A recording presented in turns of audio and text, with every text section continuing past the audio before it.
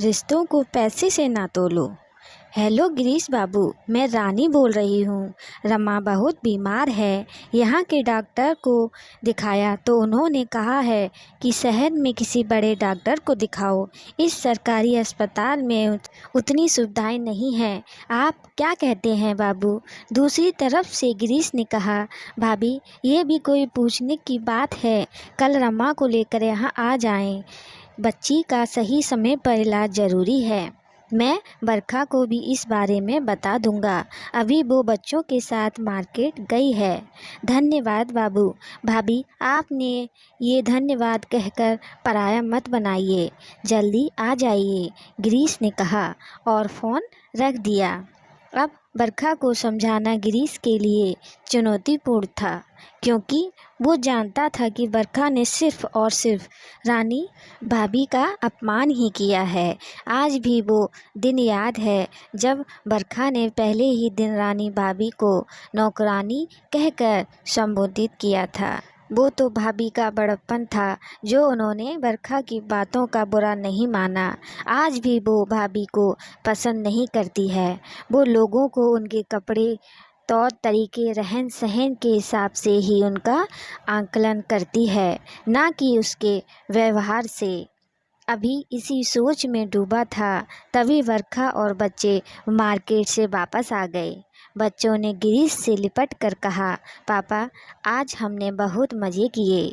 Mom ने हमारे लिए बहुत सारे कपड़े खरीदे और हमने चाउमीन खाया और कोक भी पिया। तभी बरखा ने कहा, चलो अब जाओ, पहले हैंड वॉश करके कपड़े चेंज कर लो। बरखा सुनो ज़रा, गिरीश ने पुकारा। हाँ बोलो, क्या है? जाओ पहले फ्रेश होकर आओ, फिर बताता हूँ, गिरीश ने सोचते हुए कहा। कुछ देर के बाद बरखा आई तो गिरीश ने कहा, बरखा रानी भाभी का फ़ोन आया था, रमा बहुत बीमार है।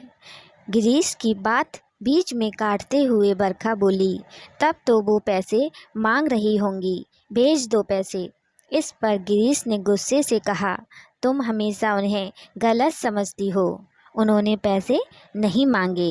डॉक्टर ने बच्ची को बड़े अस्पताल में इलाज कराने के लिए कहा है। अच्छा अब समझी, वो यहाँ आएंगी इसलिए इतना घुमा फिरा के बातें कर रहे थे।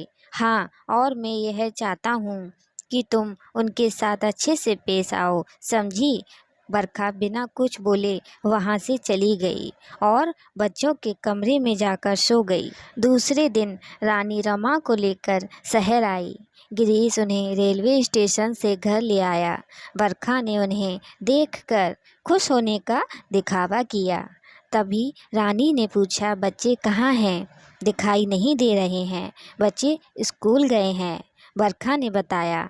बरखा ने उन्हें स्टोर रूम में ठहरा दिया। गिरीश ने कहा, भाभी मैं आज डॉक्टर से अपॉइंटमेंट ले लूँगा। इतना कहकर वह ऑफिस के लिए निकल गया। शाम को गिरीश बच्चों को लेकर आया। रानी भाभी को देखकर रोहन ने कहा, ये मेड सोफे पर क्यों बैठी है? गिरीश ने रोहन को डांटते हुए कहा, ये तुम्हारी बड़ी माँ है। तभी आगे बढ़कर बरखा ने कहा, बुरा मत मानिएगा भाभी, शायद इसने आपके कपड़े को देखकर ऐसा कहा। रानी भाभी झेप गईं, लेकिन बरखा मन ही मन बहुत खुश हुई। परिस्थिति को सामान्य बनाते हुए गिरीश ने कहा, बेटा किसी इंसान का आकलन उसके कपड़ों से नहीं होता, बल्कि उसके व्यवहार से होता है। चलो दोनों बड़ी माँ को नमस्ते करो। दोनों बच्चों ने उनके पैर छुए। रानी भाभी ने उन्हें खूब आशीर्वाद दिया और अपने कमरे से एक पोटली ले आईं, जिसमें नमकीन और खजूर था। उन्होंने बच्चों को दिया।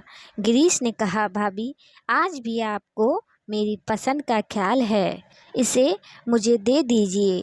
बच्चों को शायद ये पसंद ना आए, ये पिज़्ज़ा और नूडल्स खाने वाले बच्चे हैं। तभी रीता ने कहा, खजूर लेकर खा लिया और उसने कहा, पापा ये तो बहुत टेस्टी हैं। मम्मा आप खजूर क्यों नहीं बनाती? बरखा मन ही मन आग बबूला हो गई। दूसरे दिन गिरीश रमा को लेकर अस्पताल पहुंचा। वहां उसका इलाज हुआ और कुछ ही दिन में रमा अच्छी हो गई। इधर बच्चे अपनी बड़ी माँ और बहन रमा से घुल मिल गए। दूसरे दिन रानी भाभी जाने वाली थीं तो उन्होंने बरका से कहा, तुम्हारा बहुत धन्यवाद बहू, तुमने हमारी इतनी मदद की। बच्चे तो रोने लगे।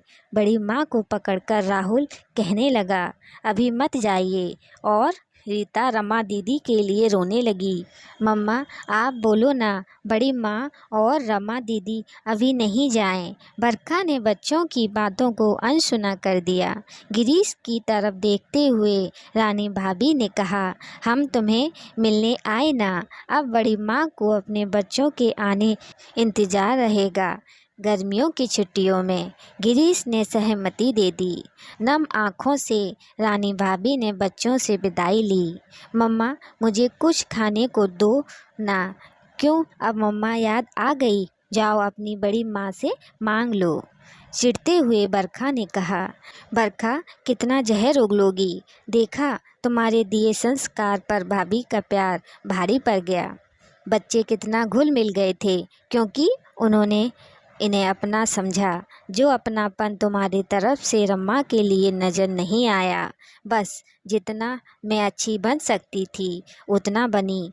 उनका क्या, हमारे कितने पैसे खर्च हुए, हमारा एहसान कभी नहीं चुका पाएंगी। अब समझ आया सारा माजरा। तुम्हें सिर्फ पैसे से मतलब है तो सुन लो, चुका दिया है तुम्हारा एहसान उन्होंने, एक पैसा मुझसे नहीं लिया। समझी तुम? ये कहो कि तुम उनका एहसान ज़िंदगी भर नहीं चुका पाओगी। भैया के ना रहने पर भी भाभी ने कभी मुझसे सहायता नहीं ली और आज जो ऐश आराम की ज़िंदगी तुम बसर कर रही हो ना, ये भैया भाभी की बदौलत है। तुम हमेशा रिश्तों को पैसों के तराजू में तोलती हो। व्यक्ति तुम्हारे लिए महत्वपूर्ण नहीं है। कभी ठंडे दिमाग से मेरी बात पे गौर करना, तुम्हें अपना असली चेहरा नज़र आएगा। बरखा को अपने किए पर पछतावा हुआ, लेकिन अब समय निकल चुका था। भाभी जा चुकी थी। क्यों दोस्तों, आज की स्टोरी हमारी पसंद आई तो लाइक सब्सक्राइब ज़रूर करिएगा। धन्यवाद।